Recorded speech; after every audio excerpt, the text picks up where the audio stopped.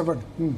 So ఒకటి సరే, మా రాకేష్ గారికి కొద్దిగా అసహనం కల్పించే మాటలు వారు చెప్పిన ఏంటంటే, రజనీకాంత్ గారు లయ్య గారు ఏం మాట్లాడినారంటే, శంషాబాద్ లో దిగి ఎయిర్పోర్ట్ లో సీదా ఫ్లైఓవర్ ఎక్కేసి మాదాపూర్ హైటెక్ సిటీకి వస్తుంటే ఓన్లీ అద్దాల బిల్డింగ్లే కనిపిస్తాయి.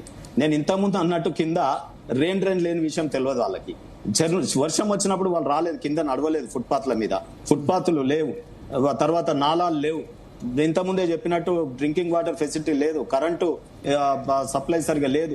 ఇవన్నీ కూడా మౌలిక వసతులు లేనటువంటి సిటీ అండి.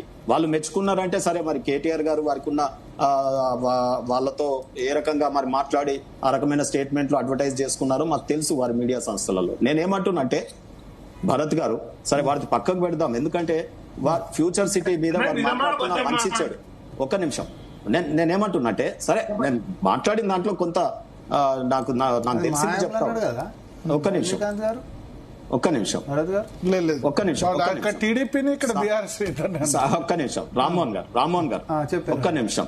ఇప్పుడు నేను ఒకటే చెప్తా ఉన్నా ఇక్కడ, మీరు ఇది ఒట్టి అంటే రేవంత్ రెడ్డి గారు కావచ్చు, కేసీఆర్ గారు కావచ్చు, మాట్లాడగానే మాకు ఇస్తాంబుల్ అయిపోతుంది హైదరాబాద్, మీరు మాట్లాడంగానే లండన్ అయిపోతుంది, ఆయన మాట్లాడంగానే హుసేన్ సాగర్ నీళ్లు కొబ్బరి నీళ్ళు అయిపోతాయి, మీరు మాట్లాడంగానే మూసి మురికి వద్ద పోయి మాకు ముచ్చటగా అక్కడ ఆడుకునేటటువంటి పార్కులు వస్తాయి. సో ఇవన్నీ కూడా మాటలు రాయలు కోతల రాయలు ప్రజలు తెలుసుకున్నారు. ఇప్పుడు నేను ఒకటే చెప్తా ఉన్నా, ఈ పుష్కర కాలంలో పుష్కర్ల పరిపాలన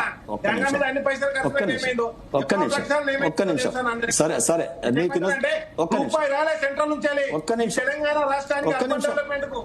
మీరు రూపాయి బిల్లు మీరు అక్కడ ప్రయాణించినప్పుడల్లా కేసీఆర్ గారితో పాటు అందరం రూపాయి బిల్లులు నదిలో వేసినాం. ఒక్క నిమిషం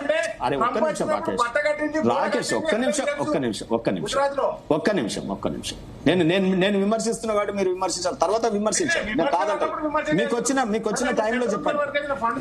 నేను అందుకే చెప్పిన మీకు వచ్చిన టైంలో మాట్లాడండి. మన ఇద్దరం జూమ్ లో ఉన్నాం. ఒక్క నిమిషం ప్లీజ్.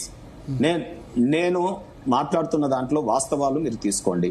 కాళేశ్వరం నది మీద మనం పోయేటప్పుడు కార్లలోకి వెళ్ళి కేసీఆర్ గారు కానీ మనం కానీ రూపాయి బిల్లలు ఇసిరేసినాం. ఆ రూపాయి బిల్లలు ఇసిరేసి ఆ నదిలో మునిగిపోయినాయేమో గానీ ఇవాళ 1,00,000 కోట్ల రూపాయలు మునిగిపోయినాయి కదా. నేనేమంటున్నా, నన్ను నోరు తెరిపేకండి. ఒక్క నిమిషం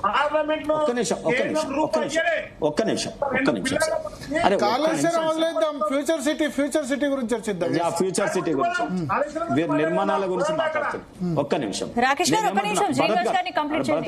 భరత్ గారు, ఇది ఫ్యూచర్ సిటీ అన్నట్టుగా నాకు కనిపించట్లేదండి. ఇది మరి షార్క్ సిటీ లాగా కనిపిస్తుంది. పెద్ద పెద్ద షార్కులు వస్తాయేమో అక్కడికి, నాకు తెలియదు. లేకపోతే భూ పందేరాలు చేసేటటువంటి, లేకపోతే భూములని కొనుగోలు చేసేటటువంటి ఒక మాఫియా చేసేటటువంటి ఒక హంటింగ్ కిట్టి అక్కడ వస్తుందేమో అని భయమైతా ఉందండి.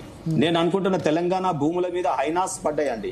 సో ఈ రకంగా ఎన్ని తీర్లు చెప్పినా అసలు దీన్ని ఒడవని ముచ్చట అయిపోతుంది. ఎందుకు భూముల కాన్సన్ట్రేటెడ్ గా ప్రభుత్వాలు తెలంగాణ ప్రభుత్వం తెలంగాణ రాకముందు ఆ ప్రభుత్వాలను సమైక్యాంధ్రులు భూములు అమ్ముకుంటున్నారో, ఐడిపిఎల్ వాయనో, హెచ్డివాయనో, హెచ్సిఎల్ వాయనో, ఇవి అన్ని మాట్లాడుకున్నాం మనం. సో ఈ రోజు మనం ఏం మాట్లాడుకుంటున్నాం, మళ్ళీ అదే సంఘటన, ఉన్న భూములన్నీ అమ్మేస్తా ఉన్నారు. మరి ఫ్యూచర్ సిటీకి ఏ బడ్జెట్ ఎక్కడి నుండి తెస్తారు? కోర్టు డిస్ప్యూట్స్ ఉన్న వాటిని ఎట్లా తొలగించుకుంటారు? అక్కడ ఫార్మా సిటీ ఇబ్రాహీంపట్నం రైతులు కానీ, చౌటుప్పల్ రైతులు కానీ మనకి ఈ రోజు అనేక బాధలు పడతా ఉన్నారు. వాళ్ళు కోట్ల చుట్టూ తిరుగుతా ఉన్నారు. వారికి ఏ రకమైన విశ్వాసం కల్పిస్తా ఉన్నారు? ఏవి కల్పించారు కానీ మేము బిల్డింగ్ కట్టుకుంటాం, ఆడనే కూర్చుంటాం, కుర్చేసుకొని కడతాం. కుర్చీ తాత చెప్పినట్టే చెప్తున్నారు మీరు. గతంలో కేసీఆర్ గారు అదే చెప్పింది, కుర్చేసుకొని కడతా అని.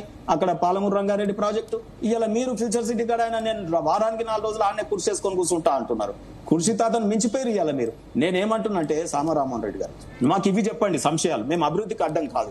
ఈ ఫ్యూచర్ సిటీ కడుతున్నది ఎవరి కోసం? దాంట్లో లబ్ధిదారులు ఎవరవుతారు? బెనిఫిషరీస్ ఎవరవుతారు? రెండోది, ఈ ఫ్యూచర్ సిటీ భూములు లాక్కున్నప్పుడు రైతుల సంగతి ఏంటి? ఆ భూములు కోల్పోయిన నిరుపేద కుటుంబాల యొక్క సోషల్ ఇంపాక్ట్ అసెస్మెంట్ చేశారా? ఈ ఫ్యూచర్ సిటీ మొత్తం బడ్జెట్ మనం అడక తింటా ఉన్నాం, అసలు బడ్జెటే లేదు, ఫైనాన్షియల్ క్రైసిస్ లో ఉన్నది రాష్ట్రం అంటా ఉన్నారు. మనకు ప్రియారిటీస్ ఏమో చాలా ఉన్నాయి, విద్య, వైద్యం, వ్యవసాయం, అనేక రంగాలలో ప్రభుత్వ ఉద్యోగులకు జీతాలు, ఇవన్నీ కూడా ఇయ్యలేని పరిస్థితులలో ఉన్నాం. అటువంటి దానికి ఫ్యూచర్ నిర్మించడం అనేది ఏ రకంగా అంటే, మనం ఈ రోజు ఉన్న ఇంట్లో సంసారం చేస్తూ సంసారాన్ని గాడిన పడాల్సిన వాళ్ళు అప్పుడే అద్దాల మేడ కట్టుకొని ఉన్న ఇల్లు ఏమన్నా కానుకొని అది వర్షానికి కురువని పెంకలు కూలిపోని మేము ఏమన్నా చేస్తాం కానీ కొత్త బిల్డింగ్ అక్కడ కడతా ఉన్నామని అంటే ఎట్లయితది? నేను మీ అందరి దృష్టికి ఒకటే తెస్తా ఉన్నాను. నేను అడిగే సంశయాలు, దీనికి బడ్జెట్ ఏ నుంచి తెస్తావు, కోర్టు డిస్ప్యూట్స్ ఎట్లా తీస్తారు, సోషల్ ఇంపాక్ట్ అసెస్మెంట్ చేస్తావా లేదా, భూమి అన్యాక్రాంతమైన ప్రజలకు ఎటువంటి కల్పిస్తారు, ఇవన్నీ కూడా చెప్పండి మీరు. ఇవేం చేయాలన్నా కేంద్రానికి సంబంధించి అనుమతులు అవసరం ఉంటాయి కొన్ని. ఇప్పుడు ఫార్మా చేయాలన్నా లేకపోతే మిగతా స్పెషల్ ఎకనామిక్ జోన్ చేయాలన్నా మరి కేంద్ర ప్రభుత్వం ఎట్లా ఉంటది, కేంద్ర ప్రభుత్వ రోల్ ఎట్లా ఉండబోతుంది?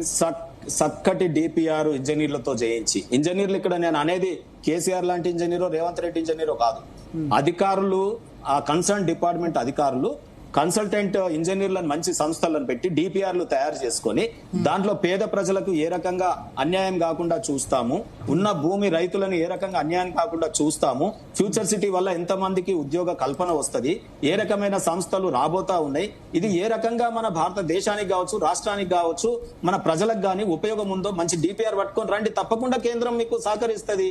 సో ఆ రకంగా శ్రీనివాస్ గారు చాలా క్వశ్చన్స్ అడిగారు, మీ క్వశ్చన్స్ అన్నిటికీ సమగ్ర ఆన్సర్ ఇస్తారు. చెప్పండి. క్లోజ్ చేద్దాం ఒక 3-4 minutes లో, మంచిగా 1 minute మాత్రం ఉంది.